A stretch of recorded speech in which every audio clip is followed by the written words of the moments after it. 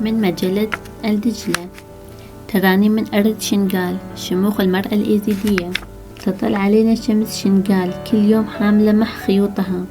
حكاية نساء سخن من ألساب القلائد، ومن المعاناة تاريخا يدرس أن الحديث عن المرأة الإيزيدية ليس مجرد سرد الواقع، بل هو خوص في أعماق روح تقدست في وجدان مجتمعها. فهي في شنغال ليست مجرد فرد، بل هي القيمة الأسمى والرمز الذي ينظر إليه الأهل بقدسية باللغة، نبع النقاء والإراث الإنساني. يحفظ حق المرأة بين أهالي سنجار كما تحفظ الأمانات المقدسة.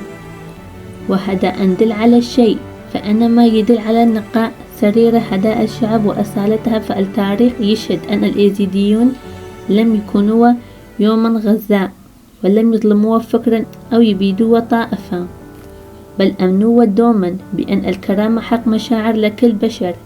وفي الوقت الذي تجرحت فيها النساء في بقاع شتاء مرار الظلم والتهميش على مرأى الحسور، بقيت المرأة في شنغال مسون الكرامة، ينظر إليها كجزء لا يتجزأ من شرف المجتمع وكيان تضحيات خلف الأبواب المغلقة.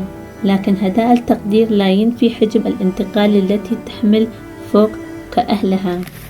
تعيش المرأة الإيزيدية خصوصا ربة المنزل حياة مكرسة للآخرين، فهي المحور الذي يدور حول البيت، والقلب الذي يدح الحنان في عروق البناء، تتحمل في سمتها مشاق تنوء بحملها الجبال، تدفن أوجاعها في أعماق روحها، لا الضعف فيها، بل لأنها تري نفسها المسؤول الأول عن بقاء هذا الكيان العائلي متماسكا، فتري أطفالها بالروح من التضحية والإنكار للذات.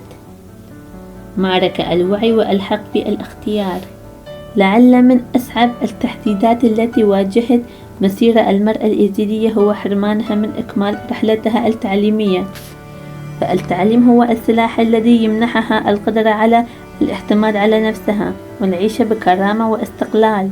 إنها تطمح اليوم وأكثر من أي وقت مضي أن تسلك طريقها نحو اختياراتها بحرية تامة، دون أن تظل حبيسة القيود التي يفرضها الرجل، مؤمنة بأن إرادتها هي التي يجب أن ترسم ملامح مستقبلها.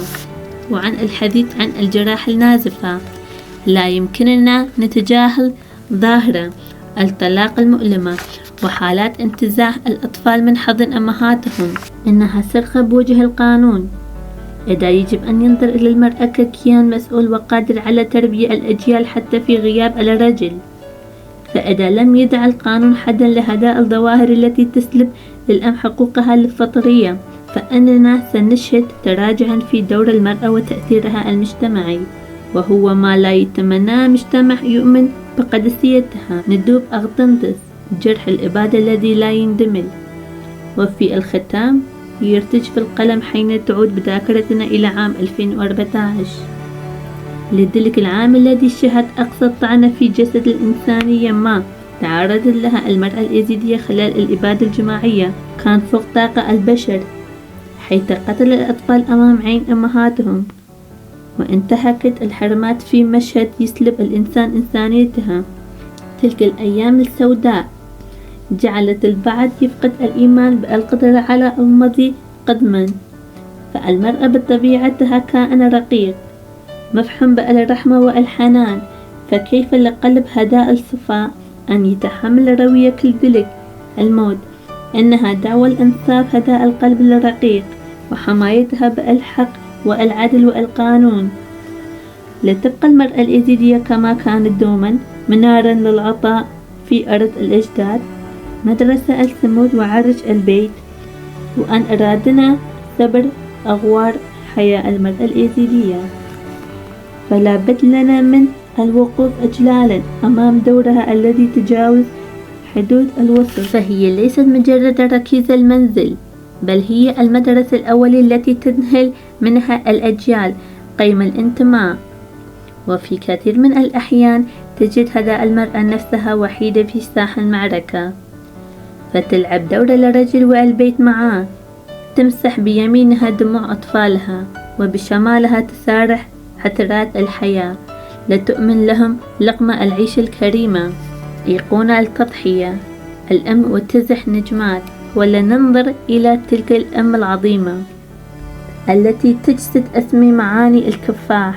أم لتزح فتيات كبر في كنفها بلا أب أو أخ، لكنهن لم يشعرن يوما بمرار النقص. لقد كانت تلك الأم لهن الأب السند والأخ العزيز والحضن الدافي. هؤلاء الفتيات اللواتي تربين على عزة النفس، لا ينظرون من العالم نظر الشفقة، بل يفرضن على الجميع نظر الاحترام والتقديس المتباركهن. أن هذا النموذج من أعطاه قد يبدو مستحيلا في بقاع آخرين، لكنها في شنغال واقع ملموس.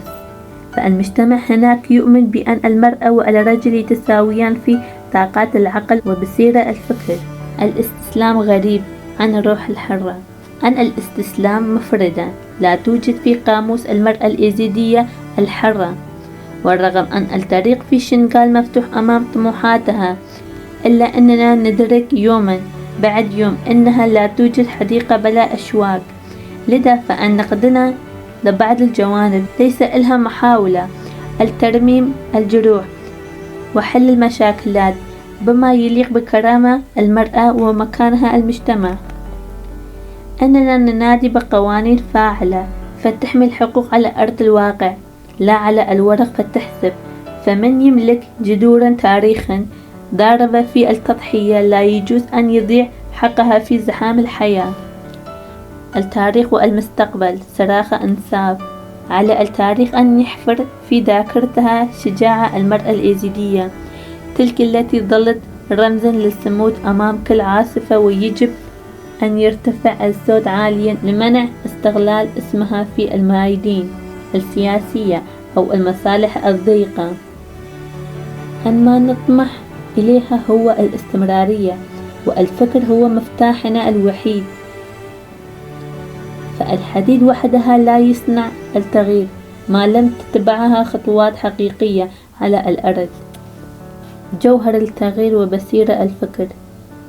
بالفكر وحدها تدرك المرأة جوهرها وقدراتها الكامنة، وبما تستطيع التكيف مع أقصى الظروف وأحداث التغيير المنشود. أن التغيير ليس مجرد انتقال من حال إلى حال، بل هو فرصة لابتكار طرق جديدة تشرق منها شمس الهدف. فالمرأة اليزيدية بقوتها وعقلها هي القادرة اليوم على تطويع الصعاب، فترسم بإيديها ملامح فجر جديد يليق بتضحياتها التي لا تنسى. نسيج الأرض وروح المقاومة. لم تكن كارثة أغسطس 2014 مجرد انكسار، بل كانت المخاض العسير الذي ولد منها المرأة اليزيدية.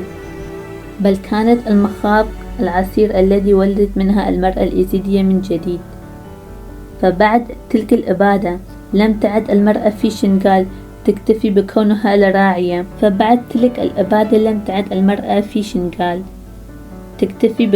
الراعية. لبيتها وأطفالها فتحسب، بل تحولت إلى ست منيع يدود عن حياة الأرض.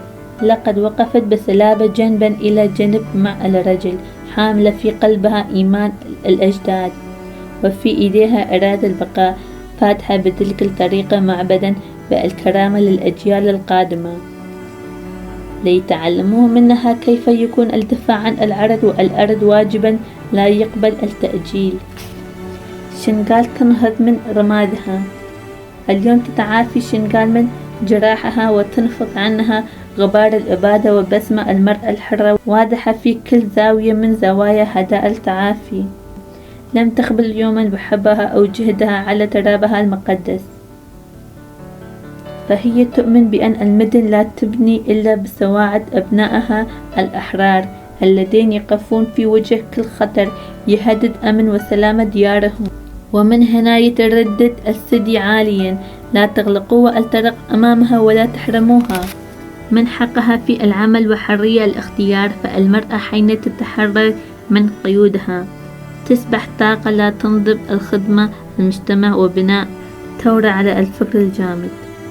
أننا اليوم مدعون للتخلص من تلك الأفكار الجامدة التي حاول الأعداء فرسها في عقولنا لأضعافنا. علينا أن ننظر للأمور بمنطلق للتطور والحداثة. فالمرأة اليزيدية الحرة لا تعرف الالتفات إلى الوراء، بل تمضي بخطى ثابتة نحو شمس الحرية. لقد أثبتت للعالم أجمع أنها تستطيع أن تكون الطبيبة المداوية والمعلمة المربية ومحامية المنافحة عن الحق، والسياسية المنحكة، وحتى المحاربة الشرسة عندما يناديها تراب شنغال. صرخة الكبرياء نحن القوة، حين قالوا أن شنغال ضعيفة وفقيرة ولن تقوي على النهوض. وقفت المرأة اليزيدية لترد عليهم بملء فيها: شنغال قوية بنسائها ورجالها، لن تسقط أبدا. أن قوتنا اليوم تكمن في وحدتنا وتعاوننا، هو الجسر الذي سيعبر بنا نحو آفاق الحرية. فالمرأة في وجداننا ليست مجرد جسد يقوم بالأعمال المنزلية، بل هي كما يقول المثل الشنغالي العريق: المرأة هي العمود الفقري للمنزل والمجتمع. الحقيقة الوجدانية والنفي الخرافة. في دواوين شنغال وأعرافها تعرف المرأة بأنها الحقيقة الوجدانية هي الروح الحرية وقلب المدينة النابض والشريان الذي يغذي العائلة بالحياة. أما تلك الخرافات الفلسفية البائسة التي حاولت إقناع العالم بأن عقل الرجل أرجح من عقل المرأة، فقد سحقتها نساء شنغال بأفعالهن وتفوقهن. لقد أثبتت الواقع أن عقل المرأة وقدراتها قد تفوق أحيانا كل التوقعات، متجاوزا بذلك كل المحاولات اليائسة للتقليل من شأنها. ستبقى المرأة اليزيدية هي الحكاية التي لا تنتهي، والقصيدة التي تقراها في كل محفل للصمود، فهي الحق وهي الحياة، المرأة الحياة الحرة.